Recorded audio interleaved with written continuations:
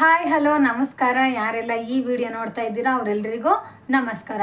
ನಾನು ಇವತ್ತಿನ ಈ ವಿಡಿಯೋದಲ್ಲಿ ನಾವು ಸಮಾಜದಲ್ಲಿ ಮರಿಬಾರದೇ ಇರುವಂಥ 8 ವಿಷಯಗಳು ಯಾವುವು ಅನ್ನೋದನ್ನು ನಾನು ಈ ವಿಡಿಯೋದಲ್ಲಿ ಹೇಳ್ತೀನಿ. ವಿಡಿಯೋ ನೋಡ್ತಾ ಇರೋವಂಥವ್ರೆಲ್ಲರೂ ಎಲ್ಲೂ ಸ್ಕಿಪ್ ಮಾಡದೆ ಕೊನೆಯವರೆಗೂ ನೋಡಿ. ಹಾಗಾದರೆ ನಾವು ಮರಿಬಾರದೇ ಇರೋವಂಥ 8 ವಿಷಯಗಳು ಯಾವುವು ಅಪ್ಪ ಅಂತಂದರೆ, ಮೊದಲನೆಯದು, ಯಾರಾದರೂ ನಮಗೆ ಹಣವನ್ನು ಕೊಟ್ಟರೆ ನಾವು ಅವ್ರು ಕೇಳೋದಕ್ಕಿಂತ ಮುಂಚೆನೇ ವಾಪಸ್ ಕೊಡಬೇಕು. ಈಗ ನಮಗೆ ಕಷ್ಟ ಕಾಲದಲ್ಲಿ ಯಾರಾದರೂ ಹಣವನ್ನು ಕೊಟ್ಟಿರ್ತಾರೆ, ನಾವು ಅದನ್ನು ಅವರು ಕೇಳೋದಕ್ಕಿಂತ ಮುಂಚೆನೇ ಕೊಟ್ಟರೆ ನಾವು ಅವ್ರ ದೃಷ್ಟಿಲಿ ಒಳ್ಳೆಯವರಾಗಿ ಉಳ್ಕೋತೀವಿ. ಮತ್ತು ನೆಕ್ಸ್ಟ್ ಇನ್ನು ಅವಶ್ಯಕತೆ ಇದ್ದಾಗ ಇನ್ನು ಬೇರೆ ಸಮಯದಲ್ಲಿ ಮತ್ತೆ ಕೇಳಿ ಪಡ್ಕೊಳೋದಕ್ಕೂ ಕೂಡ ಇದು ಸಹಾಯ ಆಗುತ್ತೆ. ಅದಕ್ಕೆ ಯಾರಾದರೂ ಹಣವನ್ನು ಕೊಟ್ಟರೆ, ನೀವು ಯಾರಿಂದಾದರೂ ಹಣವನ್ನು ಪಡ್ಕೊಂಡ್ರೆ ಅವ್ರು ಕೇಳೋದಕ್ಕಿಂತ ಮುಂಚೆನೇ ನೀವು ವಾಪಸ್ ಕೊಡೋದು ಉತ್ತಮ. ಮತ್ತು ಇನ್ನೊಂದು 2ನೇ ಪಾಯಿಂಟು, ಯಾರಾದರೂ ನಿಮ್ಮನ್ನು ಊಟಕ್ಕೆ ಕರೆದ್ರೆ, ಈಗ ಫ್ರೆಂಡ್ಸು ಅಥವಾ ರಿಲೇಟಿವ್ಸು ಯಾರಾದ್ರೂ ಬನ್ನಿ ಊಟಕ್ಕೆ ಹೋಗೋಣ ಅಂತೇಳಿ ಹೋಟೆಲ್ಗೋ ಅಥವಾ ಎಲ್ಲಿಗಾದ್ರೂ ಕರ್ಕೊಂಡೋದ್ರೆ ನೀವು ದುಬಾರಿ ಬೆಲೆ ಬಾಳೋ ಅಂಥದನ್ನು, ಕಾಸ್ಟ್ಲಿ ಇರೋವಂಥ ಊಟವನ್ನು ಕೇಳಬಾರ್ದು. ಯಾಕೆ ಅಂತಂದರೆ, ಈಗ ನೋಡಿ, ಫ್ರೆಂಡ್ಸು ಅಥವಾ ರಿಲೇಷನ್ಸು ನಾರ್ಮಲಾಗಿ ಕರೆದಿರ್ತಾರೆ, ಕರಿಬೇಕಲ್ವ, ಅದೊಂದು ಕರ್ತವ್ಯ ಅಂತೇಳಿ ಬನ್ನಿ ಊಟ ಮಾಡೋಣ ಅಂತೇಳಿ ಕರೀತಾರೆ. ಸರಿ ಆಯಿತು ಅಂತ ನಾವು ಹೋದ್ಮೇಲೆ ನಾವಲ್ಲಿ ದುಬಾರಿ ಬೆಲೆ ಬಾಳೋದನ್ನು ಕೇಳಬಾರ್ದು. ಯಾಕೆ ಅಂದರೆ ಅವ್ರ ಪರಿಸ್ಥಿತಿ ಹೆಂಗಿರುತ್ತೋ ಗೊತ್ತಿರಲ್ಲ, ಅವ್ರ ಕಷ್ಟದಲ್ಲಿರ್ತಾರೋ, ಅವ್ರ ಸಿಚುವೇಶನ್ ಹೆಂಗಿರುತ್ತೋ, ಆದರೆ ಅವರು ಅವರ ಕರ್ತವ್ಯವನ್ನು ನಿಭಾಯಿಸೋದಕ್ಕೋಸ್ಕರ ಕರೆದಿರ್ತಾರೆ. ಅಲ್ಲಿಗೆ ಹೋದ್ಮೇಲೆ ನಾವು ಅವರಿಗೆ ತೊಂದರೆಯನ್ನು ಕೊಡಬಾರ್ದು. ಆ ಕ್ಷಣಕ್ಕೆ ಯಾವುದೋ ಒಂದು ಕಡಿಮೆ ಬೆಲೆಯಲ್ಲಿರುವಂಥದ್ದ ಊಟವನ್ನು ಆರ್ಡ್ರ್ ಮಾಡಿ ತಿನ್ಕೊಂಡು ಬರೋದು ಉತ್ತಮ. ಅದು ನಮಗೂ ಒಳ್ಳೆಯದು, ಅವ್ರಿಗೂ ಒಳ್ಳೆಯದು. ಅದಕ್ಕೆ ನೀವು ಯಾರೇ ನಿಮ್ಮನ್ನು ಊಟಕ್ಕೆ ಕರೀಲಿ, ಹೋದ್ಮೇಲೆ ಅಧಿಕ ಬೆಲೆ ಬಾಳೋ ಅಂಥದ್ದನ್ನು ನೀವು ಆರ್ಡರ್ ಮಾಡಬೇಡಿ.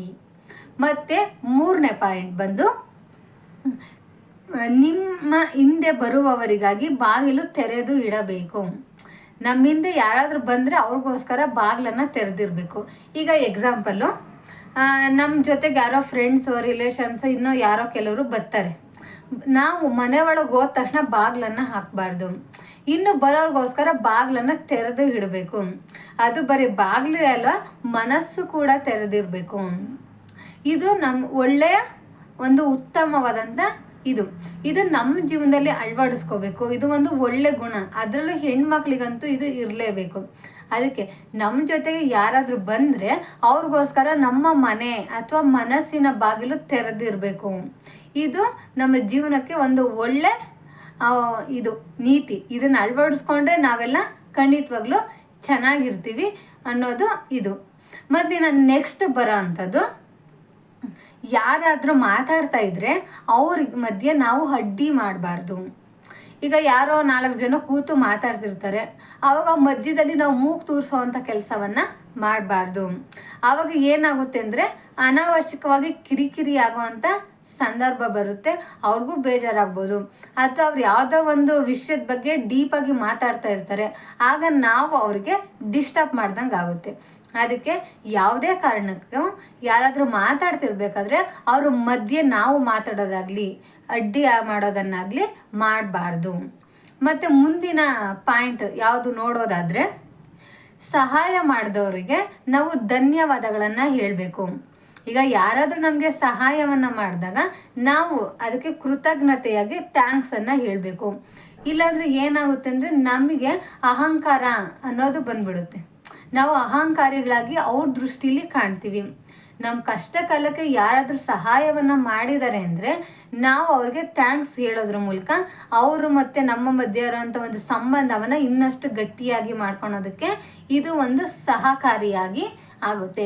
ಅದಕ್ಕೆ ನೀವು ಯಾರ ಕಡೆಯಿಂದಾದರೂ ಸಹಾಯವನ್ನು ಪಡ್ಕೊಂಡ್ರೆ ಮೊದಲು ಅವ್ರಿಗೆ ಧನ್ಯವಾದಗಳನ್ನು ಹೇಳೋದನ್ನು ಕಲಿಬೇಕು. ನೆಕ್ಸ್ಟ್ ಬರೋ ಅಂಥದ್ದು, ಕೊಟ್ಟ ಮಾತನ್ನು ನೀವು ತಪ್ಪಬಾರ್ದು. ಈಗ ಯಾರಾದರೂ ನಿಮಗೆ ಏನಾದರೂ ಹೇಳಿರ್ತಾರೆ ಅಥವಾ ನೀವು ಯಾರಿಗೋ ಮಾತು ಕೊಟ್ಟಿರ್ತೀರ, ಕೊಟ್ಟ ಮಾತನಂಗೆ ನೀವು ನಡ್ಕೋಬೇಕು. ಈಗ ಕಷ್ಟ ಕಾಲದಲ್ಲಿ ಆಯಿತು ನಾನೇನೋ ಮಾಡ್ತೀನಿ, ಎಲ್ಪ್ ಮಾಡ್ತೀನಿ ಅಂತೇಳಿ ನೀವು ಮಾತು ಕೊಟ್ಟಿರ್ತೀರ, ಬಟ್ ಆ ಸಂದರ್ಭ ಬಂದಾಗ ನೀವು ಅದರಿಂದ ತಪ್ಪಿಸ್ಕೊಂಡ್ರೆ ಅದರಿಂದ ಅವ್ರಿಗೆ ಸಾಕಷ್ಟು ನಷ್ಟ ಆಗೋವಂಥ ಸಾಧ್ಯತೆಗಳು ಇರುತ್ತೆ. ಅದಕ್ಕೆ ನೀವು ಯಾರಿಗಾದ್ರೂ ಯಾವುದಾದ್ರು ಒಂದು ಕೆಲಸನ ಮಾಡಿಕೊಡ್ತೀನಿ ಅಂತಾಗಲಿ ಅಥವಾ ಯಾವುದಾದ್ರೂ ಒಂದು ಸಹಾಯನ ಮಾಡ್ತೀನಿ ಅಂತೇಳಿ ಅವ್ರಿಗೆ ಮಾತು ಕೊಟ್ಮೇಲೆ ನೀವು ಆ ಮಾತನ್ನು ತಪ್ಪಬೇಡಿ. ಅದರಿಂದ ನಿಮಗೂ ನಷ್ಟ ಆಗುತ್ತೆ, ಅವ್ರಿಗೂ ನಷ್ಟ ಆಗುತ್ತೆ. ಅವ್ರ ದೃಷ್ಟಿಲಿ ನಿಮಗೆ ಒಂದು ಕೀಳಿರಿಮೆ ಅನ್ನೋದು ಬರುತ್ತೆ. ಅವ್ರ ದೃಷ್ಟಿಲಿ ನೀವು ಕೆಟ್ಟವರಾಗೋ ಅಂಥ ಚಾನ್ಸಸ್ ಇರುತ್ತೆ. ಮತ್ತು ಇವರು ಕೊಟ್ಟ ಮಾತನ್ನು ತಪ್ಪಿದ್ರು ಅನ್ನೋದು ಕೊನೆಯವರೆಗೂ ಹಾಗೆ ಉಳ್ಕೊಳ್ಳುತ್ತೆ. ಅದಕ್ಕೆ ನೀವು ಯಾರಿಗೂ ಮಾತನ್ನು ಕೊಡೋದಕ್ಕೆ ಹೋಗಬೇಡಿ. ಕೊಟ್ಟರೆ ಅದನ್ನು ಉಳಿಸ್ಕೊಳ್ಳೋ ಅಂಥ ಪ್ರಯತ್ನವನ್ನು ಮಾಡಿ. ಮತ್ತು ನೆಕ್ಸ್ಟ್ ಬರೋ ಅಂಥದ್ದು, ಯಾರಾದರೂ ಒಂದು ರಹಸ್ಯವನ್ನು ನಿಮ್ಮ ಹತ್ರ ಹೇಳಿದರೆ ನೀವು ಅದನ್ನು ಬೇರೆಯವ್ರ ಹತ್ರ ಹೇಳಬೇಡಿ. ಆ ರಹಸ್ಯವನ್ನು ಹಾಗೆ ಕಾಪಾಡ್ಕೋಬೇಕು. ಯಾಕೆ ಅಂದರೆ ಈಗ ನೋಡಿ, ಯಾರಾದರೂ ನಮಗೆ ಏನಾದರೂ ಒಂದು ರಹಸ್ಯ, ಅವ್ರದ್ದು ಏನೋ ಒಂದು ವಿಷಯನ ನಮ್ಗೆ ಹೇಳ್ತಿದ್ದಾರೆ ಅಂದರೆ ಅವರು ನಮ್ಮನ್ನು ತುಂಬ ಚೆನ್ನಾಗಿ ನಂಬಿರ್ತಾರೆ. ಅವ್ರ ಮನಸ್ಸಲ್ಲಿ ನಮಗೊಂದು ಒಳ್ಳೆ ಸ್ಥಾನವನ್ನು ಕೊಟ್ಟಿರ್ತಾರೆ. ಅದಕ್ಕೋಸ್ಕರ ಅವರು ಅವ್ರ ಕಷ್ಟ ಸುಖಗಳನ್ನು, ಯಾವುದಾದ್ರೂ ಗುಟ್ಟುಗಳನ್ನು, ರಹಸ್ಯಗಳನ್ನು ನಮ್ಮ ಹತ್ರ ಹೇಳ್ಕೊಂಡಿರ್ತಾರೆ. ನಾವು ಆ ರಹಸ್ಯವನ್ನು ಹಾಗೆ ರಹಸ್ಯವಾಗಿ ಉಳಿಸ್ಕೋಬೇಕು. ಆದರೆ ಕೆಲವೊಂದು ಸಲ ನಾವೇನು ಮಾಡ್ತೀವಿ, ಆ ವಿಷಯನ ಇನ್ನೊಬ್ರಿಗೆ ಹೇಳಿ, ಅವ್ರೋಗಿ ಮತ್ತೊಬ್ರಿಗೆ ಹೇಳಿ ಅದೆಲ್ಲ ಈ ಸಮಾಜಕ್ಕೆ, ಈ ಸೊಸೈಟಿಗೆ ಗೊತ್ತಾಗೋ ಥರ ಮಾಡ್ತೀವಿ. ಅದಕ್ಕೆ ದಯವಿಟ್ಟು ಯಾರಾದರೂ ರಹಸ್ಯವನ್ನು ಹೇಳಿದರೆ ಬೇರೆಯವ್ರ ಹತ್ರ ಹೇಳಬೇಡಿ. ಅವರು ನಿಮ್ಮ ಮೇಲೆ ಇಟ್ಟಿರೋವಂಥ ನಂಬಿಕೆಯನ್ನು ನೀವು ಉಳಿಸ್ಕೋಬೇಕು ಅಂತ ಹೇಳೋದಕ್ಕೆ ಇಷ್ಟಪಡ್ತೀನಿ. ಮತ್ತು ನೆಕ್ಸ್ಟ್ ಬರೋವಂಥ ಪಾಯಿಂಟ್ ಯಾವುದಪ್ಪ ಅಂತಂದರೆ, ಯಾರಾದರೂ ನಿಮಗೆ ಫೋಟೋವನ್ನು ತೋರಿಸಿದ್ರೆ ನೀವು ಎಡಕ್ಕೆ ಅಥವಾ ಬಲಕ್ಕೆ ಅದನ್ನು ಮೂವ್ ಮಾಡಬಾರ್ದು. ಈಗ ನೋಡಿ, ಅವ್ರು ಯಾವುದೋ ಒಂದು ಫೋನಲ್ಲಿ ಒಂದು ಫೋಟೋನ ತಂದುಬಿಟ್ಟು ನಿಮಗೆ ತೋರಿಸ್ತಾರೆ. ಫೋಟೋ ನೋಡಿ ಅಂತೇಳಿ ತೋರಿಸ್ತಾರೆ. ನೀವು ಆ ಫೋಟೋವನ್ನು ನೋಡಿ ಮಾತ್ರ ಸುಮ್ಮನಾಗಬೇಕು. ಅದನ್ನು ನೋಡೋದು ಬಿಟ್ಟು ನಾವೇನು ಮಾಡ್ತೀವಿ, ರೈಟ್ ಸೈಡ್ಗೋ ಅಥವಾ ಲೆಫ್ಟ್ ಸೈಡಿಗೋ ಅಂತೀವಿ. ಆ ತಪ್ಪನ್ನು ಮಾಡಬಾರ್ದು. ಅದರಿಂದ ಅವ್ರಿಗೆ ಏನಾಗುತ್ತೆ ಗೊತ್ತಾ, ಇವ್ರಿಗೆ ಇದ್ರ ಮೇಲೆ ಇಂಟ್ರೆಸ್ಟ್ ಇಲ್ಲ, ಈ ಫೋಟೋ ಚೆನ್ನಾಗಿಲ್ವೇನೋ ಅಥವಾ ಇನ್ನೂ ಬೇರೆ ರೀತಿ ಭಾವನೆ ಇರ್ಬೋದೇನೋ, ಅದಕ್ಕೆ ಬೇರೆ ಫೋಟೋಸ್ ನೋಡ್ತಿದ್ದಾರೆ ಅನ್ನೋ ಫೀಲ್ ಅವ್ರಿಗೆ ಬರುತ್ತೆ. ಅದಕ್ಕೆ ಯಾರಾದರೂ ನಿಮಗೆ ಫೋಟೋಸ್ನ ತೋರಿಸಿದ್ರೆ ಸುಮ್ಮನೆ ನೋಡಿಬಿಟ್ಟು ಸುಮ್ಮನಾಗಬೇಕೇ ಹೊರತು ಮತ್ತು ಬೇರೆ ಫೋಟೋಗಳನ್ನು ನೋಡೋದಕ್ಕೆ ನೀವು ಎಡಕ್ಕೆ ಅಥವಾ ಬಲಕ್ಕೆ ಸ್ವೈಪನ್ನು ಅಥವಾ ಮೂವನ್ನು ಮಾಡಬೇಡಿ. ಇಷ್ಟು ಈ 8 ನಿಯಮಗಳು. ಇದನ್ನು ಯಾರೂ ಹೇಳ್ಕೊಡೋಂಥ ಅವಶ್ಯಕತೆ ಇಲ್ಲ ಮತ್ತು ಕೇಳಿ ತಿಳ್ಕೊಳ್ಳೋ ಅಂಥ ಇದು ಇಲ್ಲ. ಇದನ್ನು ನಾವೇ ಓನಾಗಿ ಮಾಡಬೇಕಾಗಿರೋದು. ಇದು ಒಂದು ಸಾಮಾನ್ಯ ಜ್ಞಾನ. ಇದು ನಮಗಿರಬೇಕು. ನಾವು ಎಲ್ಲೇ ಹೋದ್ರೂ ಯಾವ ರೀತಿ ನಡ್ಕೋಬೇಕು, ನಾವು ಹೇಗಿರಬೇಕು ಅನ್ನೋ ಒಂದು ಸಾಮಾನ್ಯ ಜ್ಞಾನ ನಮ್ಮೆಲ್ರಿಗೂ ಗೊತ್ತಿರಬೇಕು. ನೀವು ಈ ಸೊಸೈಟಿಲಿ ಯಾವುದೇ ಕಾರಣಕ್ಕೂ ಈ 8 ನಿಯಮಗಳನ್ನು ಮರಿಬಾರ್ದು. ಮತ್ತು 8 ನಿಯಮಗಳನ್ನು ನೀವು ಪಾಲನೆಯನ್ನು ಮಾಡಬೇಕು. ಅದರಿಂದ ನಮಗೂ ನಷ್ಟ ಆಗೋದಿಲ್ಲ, ಬೇರೆಯವ್ರಿಗೂ ನಷ್ಟ ಆಗೋದಿಲ್ಲ, ಇಲ್ಲಿ ಯಾರಿಗೂ ತೊಂದರೆ ಅನ್ನೋದು ಬರೋದಿಲ್ಲ. ಮತ್ತು ಈ ವಿಷಯಗಳನ್ನೆಲ್ಲ ನಾವು ಅಳವಡಿಸ್ಕೊಂಡ್ರೆ ನಾವು ಕೂಡ ಲೈಫಲ್ಲಿ ಚೆನ್ನಾಗಿರ್ತೀವಿ. ನಮ್ಮಿಂದ ಯಾರಿಗೂ ಬೇಜಾರಾಗೋದಿಲ್ಲ ಮತ್ತು ಅವ್ರ ಕಡೆಯಿಂದ ನಮಗೆ ಬೇಜಾರಾಗೋಂಥ ಚಾನ್ಸಸ್ಸು ಕೂಡ ಇರೋದಿಲ್ಲ.